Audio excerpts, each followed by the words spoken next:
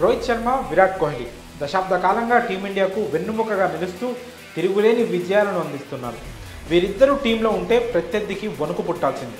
అయితే వీరిద్దరి మధ్య అభిప్రాయ భేదాలు వచ్చాయని, దానికి కారణం కోహ్లీని కెప్టెన్సీ నుంచి తొలగించి జట్టు పగ్గాలను రోహిత్కు అందించడమే అని చాలామంది చెప్పుకొచ్చారు. కానీ అవన్నీ అవాస్తవాలని, తామిద్దరం మంచి స్నేహితులమని, ఒకరికొకరు సలహాలు ఇచ్చుకుంటూ జట్టు విజయానికి తోడ్పడతామని ఇద్దరూ స్పష్టం చేశారు. ఇదిలా ఉండగా తాజాగా విరాట్ కోహ్లీపై ఇంట్రెస్టింగ్ వ్యాఖ్యలు చేశాడు రోహిత్ శర్మ. ఆ విషయంలో కోహ్లీని చూసి నేటి తరం యువ ఆటగాళ్లు ఎంతో నేర్చుకోవాలని రోహిత్ సూచించాడు.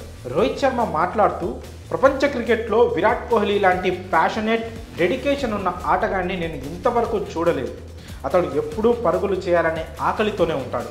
తన టీంకు బెస్ట్ అందించడానికి ఎల్లవేళలా కృషి చేస్తుంటాడు. కోహ్లీ డెడికేషన్, ప్యాషన్ నుంచి నేటి యువతరం ఆటగాళ్లు ఎంతో నేర్చుకోవాలి. ఇక ఇంత దగ్గరగా నేను కోహ్లీ ఆటను చూడడం నా అదృష్టంగా భావిస్తున్నానంటూ పేర్కొన్నాడు రోహిత్ భాయ్. ఇక విరాట్ కోహ్లీ ఫిట్నెస్ పై కూడా మాట్లాడుతూ, ప్రపంచ క్రికెట్లో ఫిట్నెస్ అనగానే మనందరికీ ముందుగా గుర్తొచ్చేది కింగ్ కోహ్లీనే. అతడి ఫిట్నెస్ గురించి ప్రత్యేకంగా చెప్పనక్కర్లేదు. ఇప్పుడు ఇదే విషయాన్ని రోహిత్ మరోసారి చెప్పుకొచ్చాడు.